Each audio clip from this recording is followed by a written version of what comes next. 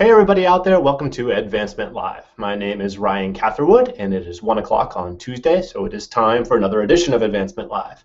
I'm coming to you live from the University of Virginia here in Charlottesville, Virginia. Advancement Live is part of HigherEdLive Network, which is a series of professional development web shows and podcasts, which are always free and accessible to you in the archives of HigherEdLive.com, or you can also download them from iTunes. Always, while we're broadcasting, be part of the conversation by tuning in and sharing your insights and questions using the hashtag HigherEdLive. You can receive weekly updates with live web show dates and times and subjects by subscribing to the HigherEdLive newsletter. Be sure to do so by visiting the HigherEdLive.com website. I'd like to introduce our Advancement Live sponsors. Advancement Live this week brought to you by iModules, and iModules would like to say welcome to Troy Anderson, who is the new CTO for all friends of iModules, and M. Stoner.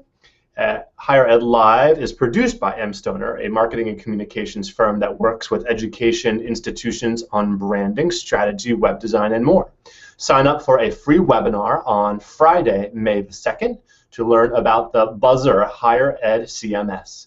Buzzer is a CMS specifically built for small colleges and universities that desire a top-tier website strategy, well-organized content, and an attractive design. We tweeted out a link to that, and you can be sure to register. Okay, on with the show. So I am back, and it is my great pleasure to head across the ocean to Latvia, and Riga, Latvia to be precise. I'm joined by Raymond Kohlbergs and Chris Sillins. They're here to talk about the Game of Giving, which is an innovative online interactive game to foster alumni giving. Raymond and Chris are on the team who helped the Stockholm School of Economics at Riga triple the alumni giving participation rate in just 6 weeks, and eventually reaching the campaign goal of beating Stanford's participation results. They were invited to the annual CASE conference in Manchester last year to speak about the unorthodox approach. And I've also tweeted out a link to their video, which you should check out. Gentlemen, how are we doing over on the other side of the world today? Oh, it's great. Thanks. Thanks for having us. Yep. Very pleased to have you, and thank you for joining us. Chris, you have a background in advertising strategy, working for DDB Worldwide and Porter Novelli, having professional interest in the network research. Done several initiatives to better understand real-life communities. Raymond's is a corporate finance and business consulting background. Both gentlemen Chris Raymond's has set up the lead advisory practice at Deloitte Riga. And over the last 5 years has increasingly found his passion in helping the university to strengthen the alumni community and establish a tradition of giving, something here on Advancement Live that all of us are very passionate about. So both gentlemen worked together on that project, the Game of Giving, and at SSE, which is the Stockholm School of Economics at Riga. So gentlemen, first question to you is, how did you manage to triple the participation results in just 6 weeks? Well, thank you. It was a very exciting brief. Typically my experience deals with businesses, and it was actually the first brief when an educational institution came with a very clear problem, which was the giving rate, which was 10% at that point in time. And Raymond's was on the client side, doing strategy from the fundraising campaign perspective, and he had the drive to innovate, basically, to create something that was not seen before. And we had a wonderful team from diverse backgrounds, and we had never done a fundraising campaign in our life, all the other people apart from Raymond's. And we didn't look at any examples, and we tried to think from a perspective, what would we do if we hadn't seen any fundraising campaign before in our lives. And we decided to focus on what people really care about themselves, not the typical messages about the cause, but we really tried to find the essence of what would make a person happy giving some funds to a good cause.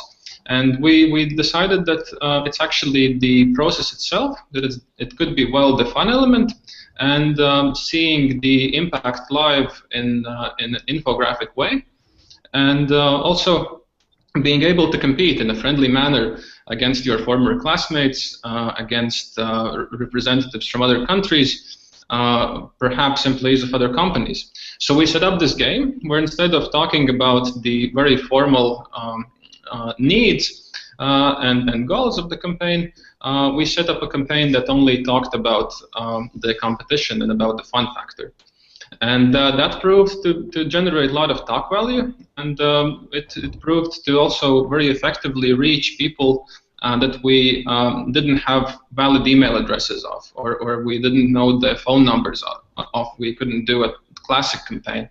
And the word spread very quickly, and after the first year's success, we saw that there's great interest from other schools, not only in the region, but from very many countries, in fact. And we became very excited to explore how could that work for broader regions. And in essence, the main insight is that there will always be more people who want to have fun than people who care about the cause, whatever the cause would be. But that is fine in a way that we can still use that drive of people to entertain themselves, to actually foster a greater cause. And that's how we started the company, in response to the enthusiasm of other schools that wanted to experiment. And now we're here working with clients in several European countries for now, in Netherlands, in Germany, in Sweden, and also the UK. And we are very excited to talk to you today, as we have had we've been observing the US experience a lot, but we have so far made our experiments mainly in Europe. So it's very exciting to actually talk to so many fundraising professionals from the States.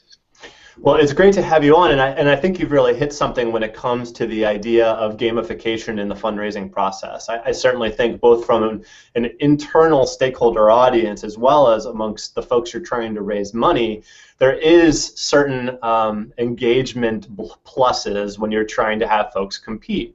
I think it'll be interesting in the future as far as how gamification is further used in fundraising messages. So, guys, when you think about what other schools are already doing to fundraise, what made your approach so different? Well, that's a good point. Me, on the other hand, besides Kristaps, I like looking at looking up what other universities have done so far, and I have been amazed by the success that US universities have had in fundraising, having raised a staggering $9 billion I understand last year from alumni, 70% increase in alumni giving, and at the same time we see that I've seen a survey which says that from case that over 50% of alumni relations professionals are still unsatisfied with the technology applications and software out there that helps them do their job.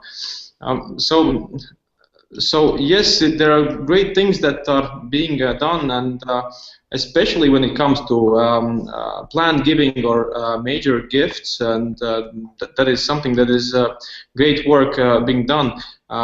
When it comes to the annual giving and the smaller donations, what I've seen, and it would be great to get your point of view, but from how we see it, that there have been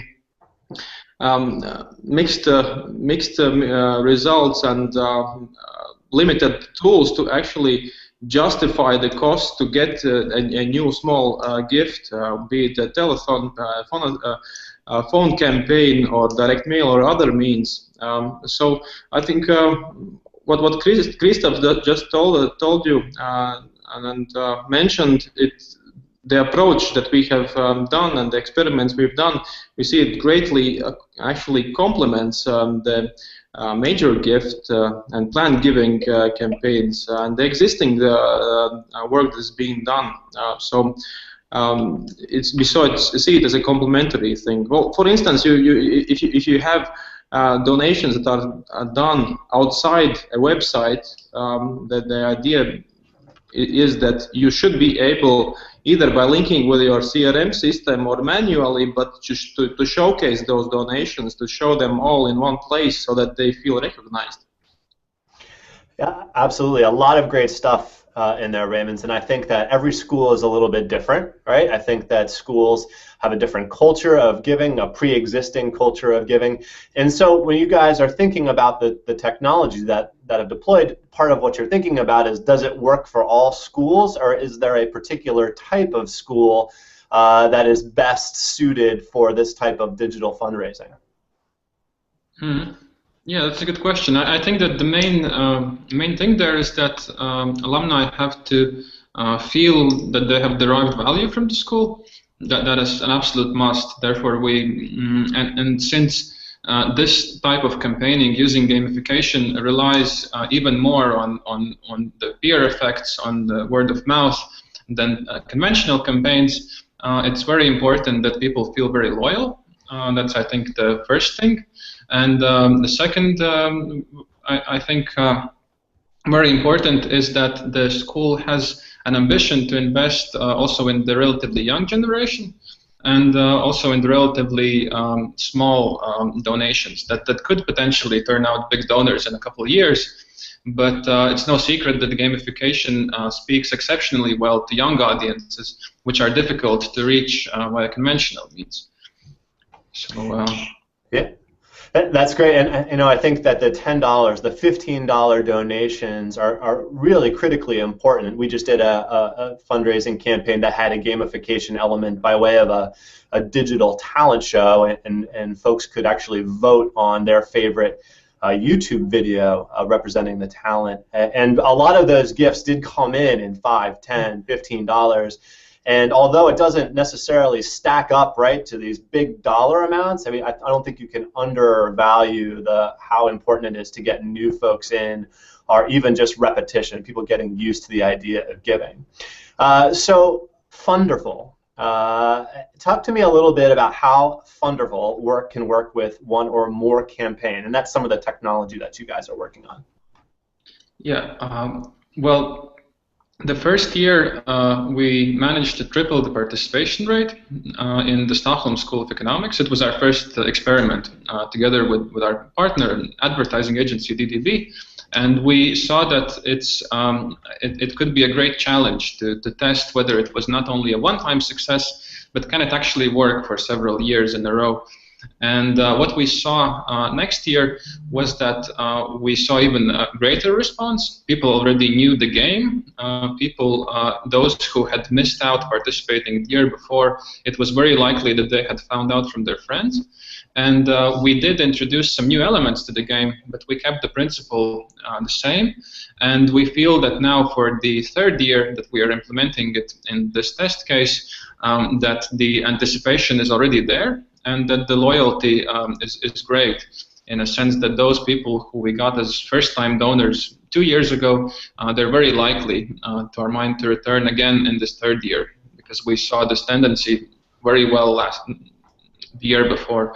So we have actually, this has exceeded our expectation, to be honest. We are a little surprised ourselves that the game elements can really last for several campaigns, and but they do need a new twist, we would say. Therefore, we have the ambition to constantly innovate, introducing new modules, new ways to showing infographics. And we had an innovation last year where each alumnus could virtually buy a chair in the main auditorium online, picking it in one of the infographics, and then get his or her name engraved in real life.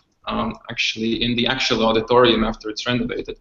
And that was an amazing success. I think we sold it out in 1 week, 1 week time. It was all sold out because people were just rushing for their seat where they actually sit during their classes. Some sentimental value to it. That's cool. So and who wouldn't want to be sat on, right? Go ahead. I'm sorry, Chris. Keep going. I'm sorry. Yeah, so these small new modules, small new tweaks to the game, they really refresh the experience. But the very principle of the game, we believe, can last potentially for several years.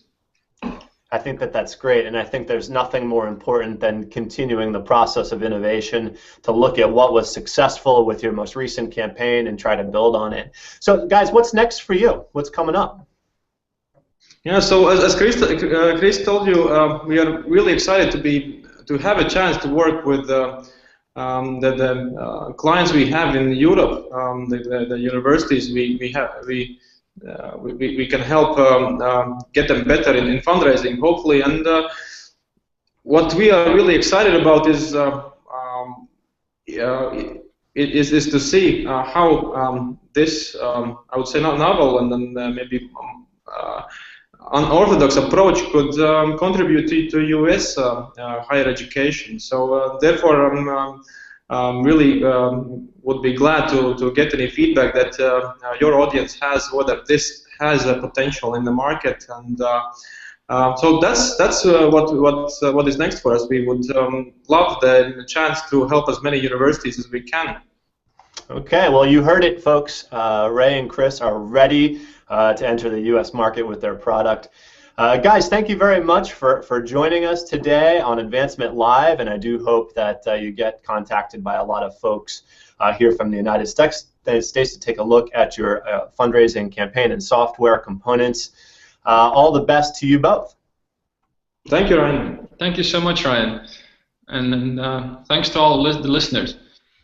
Thanks, guys. Thank you to our viewers who joined us today on Advancement Live. My name is Ryan Catherwood. The podcast will be available later on this evening or tomorrow for downloading and your listening pleasure on your mobile device. Please do tune in Tuesdays, 1 p.m., either myself or Andrew Gosen up at Cornell University. Try to put on a great episode of Advancement Live for you. So again, for Ryan Catherwood coming to you from the University of Virginia, thanks a lot for listening and have a great day.